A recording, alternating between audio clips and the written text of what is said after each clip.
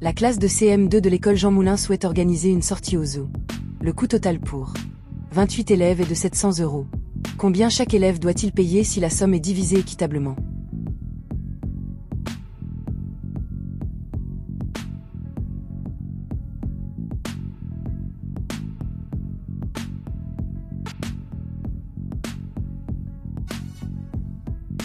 Étape 1. Pour trouver ce que doit payer chaque élève, nous devons diviser 700 par 28. Étape 2. Nous commençons par regarder les deux premiers chiffres de 700, 70. Nous cherchons combien de fois 28 entre dans 70. Cela fait 2 fois, car 28 multiplié par 2 fait 56. Nous soustrayons 56 de 70, ce qui nous donne 14. Étape 3. Nous descendons le dernier chiffre de 700, qui est 0, pour obtenir 140. Nous cherchons combien de fois 28 entre dans 140. Cela fait 5 fois, car 28 multiplié par 5 fait 140. Étape 4. Nous soustrayons 140 de 140, ce qui nous donne 0. Il n'y a pas de reste, donc la division est exacte. Réponse finale. Chaque élève doit payer 25 € pour la sortie au zoo. Pour faire un gâteau, il faut 3/4 de tasse de sucre. Marie veut faire 4 gâteaux identiques pour son anniversaire. Quelle quantité totale de sucre Marie va-t-elle utiliser? Exprimez le résultat en tasses entières si possible.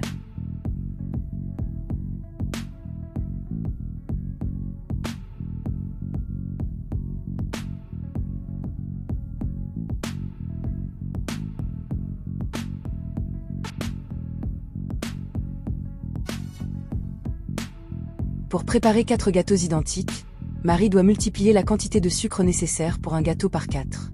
Pour un gâteau, il faut 3/4 de tasse de sucre. On multiplie 3/4 de tasse par 4. On peut écrire la multiplication comme une fraction. 4 fois 3/4, ce qui donne 4 fois 3 sur 4. Alors on simplifie une fraction connue au CM2. On a 4 sur 4, et 4 sur 4 égale 1. Il reste donc 1 fois 3, donc 3. En résumé, 3/4 de tasse multipliée par 4 donne 3 tasses de sucre.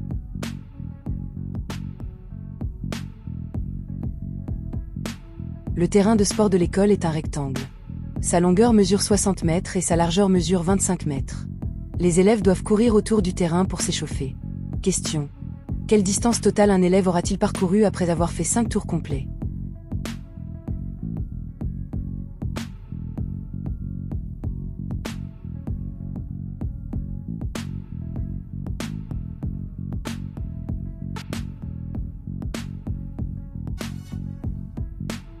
Étape 1. Calculer la longueur d'un tour complet, le périmètre. On additionne d'abord la longueur et la largeur. 60 mètres plus 25 mètres font 85 mètres. Ensuite, comme on doit faire le tour, on multiplie par 2. 2 fois 85 mètres font 170 mètres. Donc, un tour complet égale 170 mètres. Étape 2. Calculer la distance après 5 tours complets. On multiplie la distance d'un tour par 5. 5 fois 170 mètres font 850 mètres. Réponse 850 mètres. La bibliothèque de l'école contient 4560 livres. Elle reçoit une livraison de 6 pochettes contenant chacune 456 romans. Ensuite, elle prête 1658 livres aux élèves qui partent en voyage. Question. Combien de livres reste-t-il à la bibliothèque après ces 2 opérations?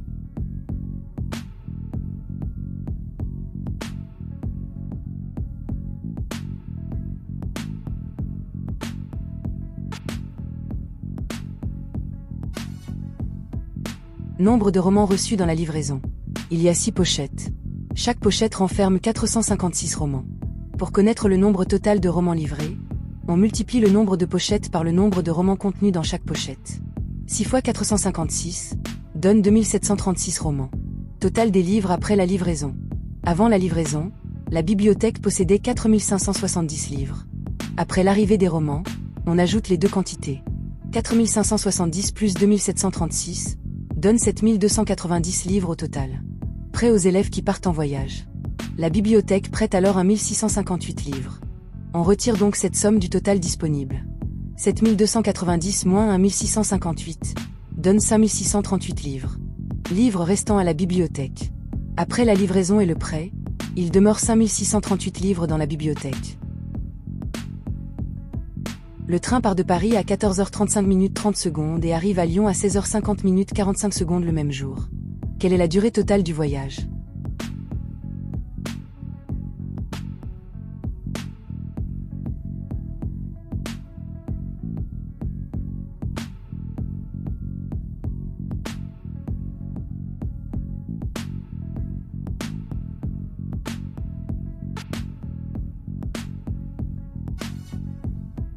trouver la durée du voyage, on applique la règle. La durée est égale à l'heure d'arrivée moins l'heure de départ. On effectue la soustraction en partant des secondes, comme on le fait avec des nombres entiers et décimaux. Aucun emprunt n'est nécessaire. Les secondes de l'arrivée, 45, sont supérieures aux secondes du départ, 30, de même pour les minutes. 45 secondes moins 30 secondes égale 15 secondes. 50 minutes moins 35 minutes égale 15 minutes. 16 heures moins 14 heures égale 2 heures. Donc la durée totale du trajet est 2h15 minutes 15 secondes. Le hall de l'école est un carré parfait dont le côté mesure 12 mètres. On veut recouvrir le sol de ce hall avec des dalles carrées dont chaque côté mesure 20 cm. Combien de dalles seront nécessaires pour couvrir entièrement le hall?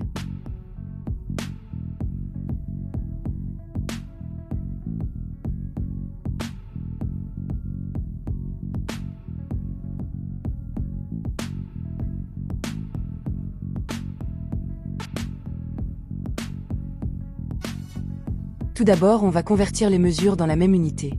1 mètre vaut 100 cm, donc 12 mètres valent 1200 cm. Nombre de dalles qui tiennent sur un côté du hall. On divise la longueur du hall, en centimètres, par la longueur d'une dalle. 1200 divisé par 20 égale 60 dalles.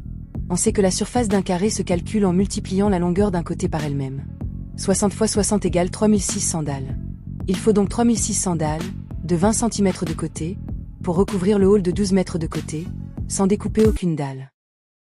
Léo a collecté 12,50 €. Sarah a collecté 8,75 €. Ils ont tous les deux mis leur argent dans la même cagnotte pour acheter des fournitures scolaires. Vérifie si cela suffit pour acheter un jouet à 25 €.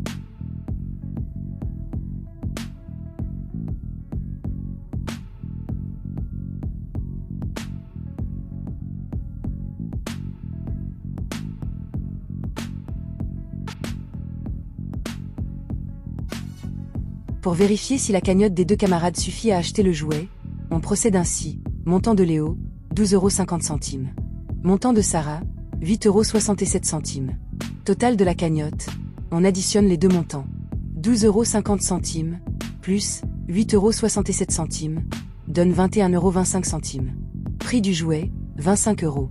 Comparaison, 21,25 € est inférieur à 25 €.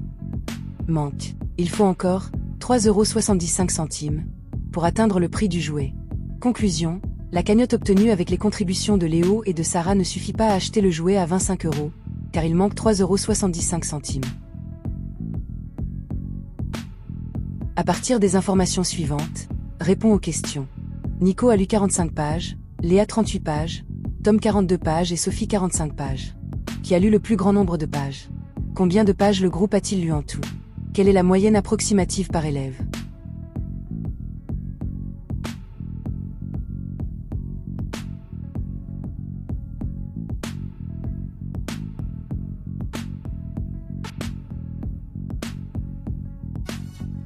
Qui a lu le plus grand nombre de pages? Nico et Sophie, car ils ont tous les deux lu 45 pages. Combien de pages le groupe a-t-il lu en tout? Le groupe a lu 170 pages au total. Quelle est la moyenne approximative par élève, en faisant une moyenne entière, sans reste? En tout, il y a 170 pages pour 4 élèves. La moyenne entière est donc 42 pages par élève.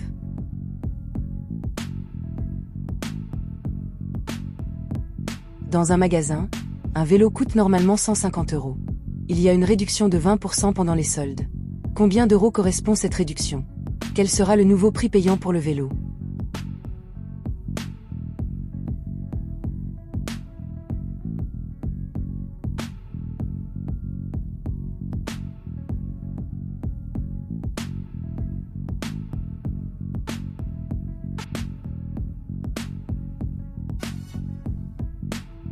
D'abord, on va chercher combien valent les 20% de 150.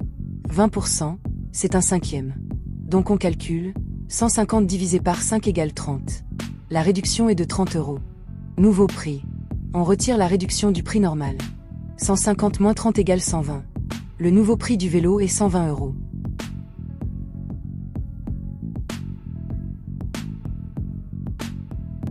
On a un cube d'huile. L'arête du cube mesure 300 cm. On vend l'huile 5,54 € le litre. Quel est le volume du cube en litres? Quel est le prix total à payer pour tout le cube d'huile?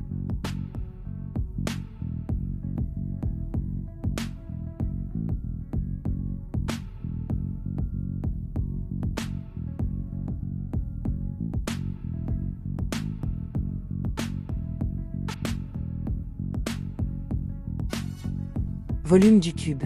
Données. Arête du cube égale 300 cm. Étape 1. Convertir en mètres. 300 cm égale 3 mètres. Étape 2. Calculer le volume d'un cube. Formule. Volume égale arête fois arête fois arête. Donc, 3 fois 3 fois 3 égale 27. Le volume du cube vaut 27 mètres cubes. Étape 3. Convertir en litres. Donc, 27 fois 1000 égale 27 000 litres. Volume du cube, 27 000 litres. Prix total à payer. Prix de l'huile, 5,54 € le litre. On calcule, 27 000 fois 5,54 €. 27 000 fois 5,54 égale 149 580 €. Prix total, 149 580 €.